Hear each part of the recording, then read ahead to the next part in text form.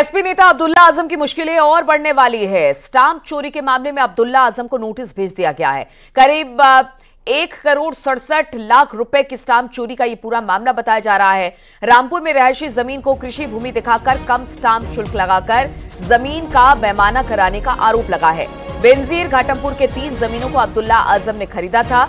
DM court में stamp चोरी का मामला दर्ज किया गया है। डीएम कोर्ट से हरदोई जेल में बंद इस वक्त अब्दुल्ला आजम को नोटिस भेज दिया गया है। तो एक के बाद एक अब्दुल्ला आजम की जो मुश्किलें हैं वो कम होने का नाम नहीं ले रही थी।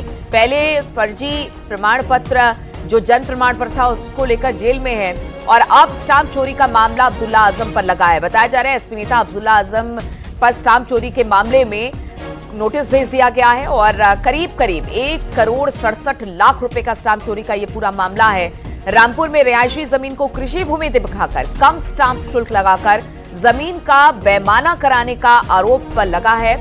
बेनजीर घाटम के 3 जमीनों को अब्दुल्ला आजम ने खरीदा था। डीएम कोर्ट में स्टाम्प चोरी का यह मामला दर्ज किया गया है। डीएम कोर्ट से हरदोई जेल में बंद अब्दुल्ला आजम को अब नोटिस सर्व कर दिया गया है, यानी कि अब्दुल्ला आजम को नोटिस भेज दिया गया है। तो 1,67,00,000 की ये पूरी जमीन है और कृषि योग्य जमीन दिखाकर इसका बेमाना किया गया था। बातचीत करने के लिए विशाल इस वक्त हमारे साथ जुड़ गए हैं। विशाल, ये पूरा मामला है कब का, कब ये बेमाना करवाया गया था इस जमीन का और कितनी मुश्किलें आप इसे लेकर अब्दुल्ला आजम को? बिल्कुल, अब्दुल्ला आजम इस समय अपने 2 जन्म प्रमाण पत्र के मामले में सीतापुर जेल में बंद है, लेकिन सीतापुर जेल में बंद होने के बाद भी उनकी मुश्किलें जो है वो कम नहीं हो पा रही हैं। आज अब्दुल्ला आजम पर आरोप है कि उन्होंने जो सपा सरकार में जैसे क्या कहते 3 जमीनें जो खरीदी थी वो कृषि की जमीनें थी। तो कृषि की जमीनों को रिहायशी जो क्या कहते हैं रिहायशी में जमीनें थी, लेकिन उनको कृषि में दर्शाकर जो है उनका कम स्टाम्प जो क्या कहते हैं मूल्य लगाया गया, जिसमें करीब 1.67 करोड़ रुपए का जो है ये स्टाम्प चोरी का ये पूरा मामला हैगा। जो डीएम रामपुर जो है उनकी कोर्ट में ये पूरा बात चल रहा था। डीएम रामपुर के कोर्ट ने जो है अब इसमें हरदोई जेल को नोटिस जारी किया है और स्टाम्प चोरी जो आजम खान से वो वसूल की जाएगी। चलिए ठीक है विशाल, बहुत बहुत शुक्रिया आपका जानकारी देने के लिए।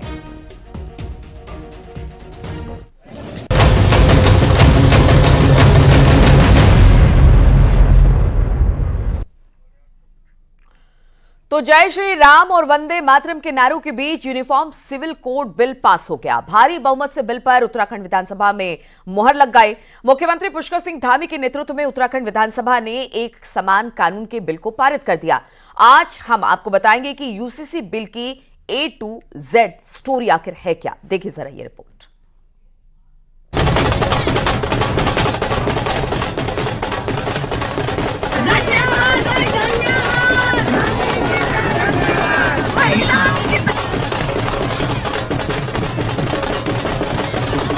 प्रश्न यह है कि माननीय संसदीय कार्य मंत्री जी द्वारा जो प्रस्ताव सदन के समक्ष रखा गया है, क्या यह सदन सहमत है? जो माननीय सदस्य इसके पक्ष में हो कृपया हाथ है।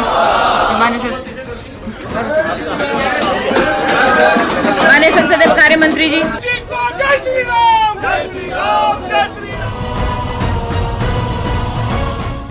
उत्तराखंड विधानसभा में रच दिया गया इतिहास।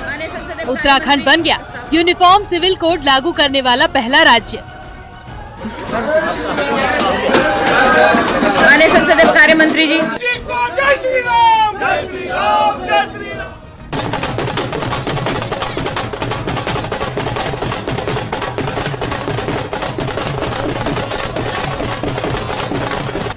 जैसे ही बिल पास हुआ, विधानसभा में वंदे मातरम, जय श्री राम के नारे लगने लगे। सीएम धामी ने यूसीसी बिल पास होने को युगांतकारी घटना बताया है। यूसीसी से क्या बदलेगा? सभी के लिए एक जैसा कानून होगा। शादी तलाक जैसे कानून सभी के लिए एक जैसे होंगे। निजी मामलों में भी एक समान कानून होंगे। मोदी सरकार अपने 2 सबसे बड़े वादे पूरे कर चुकी है।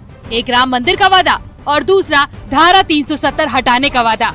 और उत्तराखंड में धामी सरकार ने तीसरे बड़े वादे यूनिफॉर्म सिविल कोड को पूरा कर दिया है।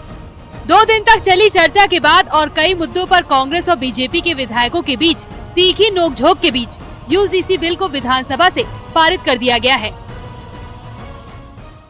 उत्तराखंड के लिए बहुत विशेष दिन है।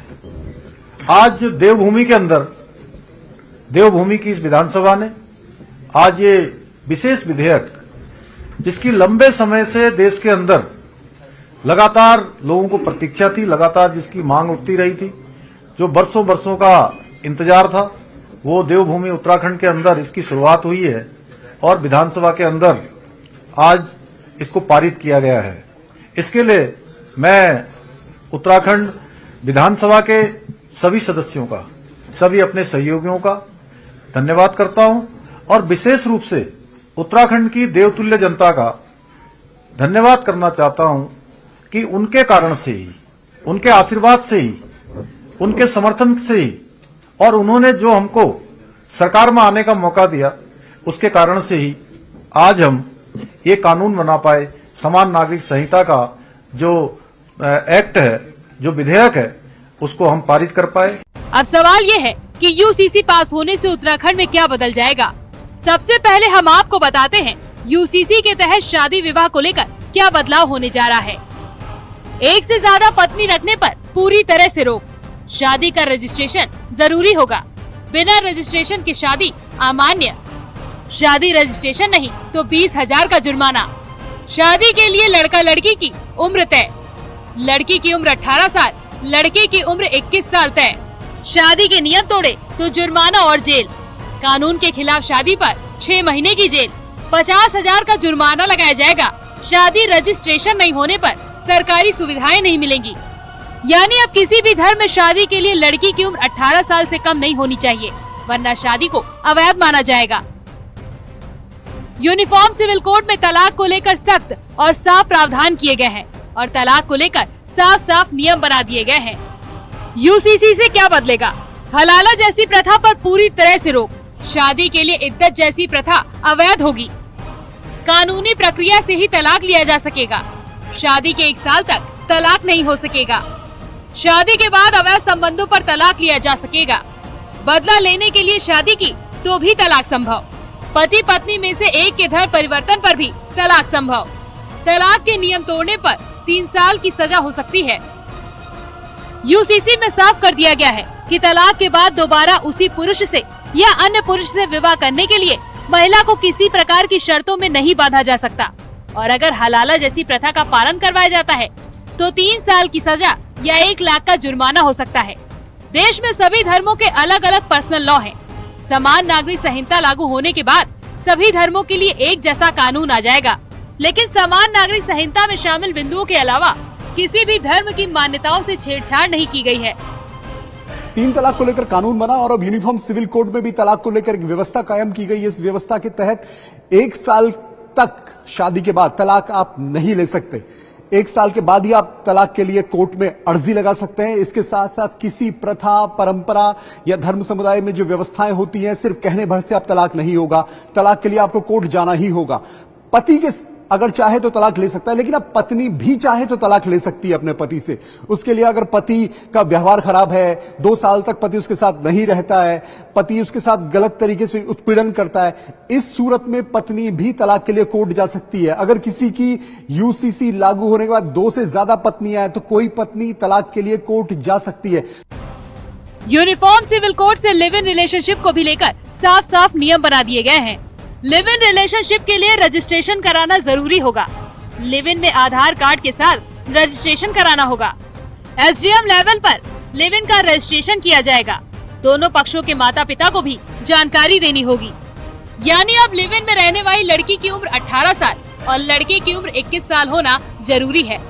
साथ ही लिव इन रिलेशनशिप के मामलों को रजिस्टर्ड कराना भी जरूरी है। यूनिफॉर्म सिविल कोड लागू होने के बाद लिव इन रिलेशनशिप को लेकर कई नए प्रावधान देखने को मिलेंगे। मसलन पहला जो इम्पोर्टेंट बदलाव होगा वो लड़का और लड़की दोनों को लेकर होगा। जो लोग भी लिव इन रिलेशनशिप में रहना चाह रहे हैं उन्हें ऑनलाइन रजिस्ट्रेशन करवाना होगा, अपनी पूरी डिटेल्स अपलोड करनी होगी उस पोर्टल पर, साथ ही साथ अपने पेरेंट्स की डिटेल भी उसमें डालनी होगी। इसके अलावा अगर इस दौरान दोनों के बीच में बने संबंधों के बाद किसी बच्चे का जन्म होता है तो उसकी जिम्मेदारी भी दोनों को ही उठानी होगी। यानी शादी, तलाक और लिव इन रिलेशनशिप, इन 3 मुद्दों पर यूसीसी के जरिए उत्तराखंड में बड़ा बदलाव होने जा रहा है। Bureau report, news 18।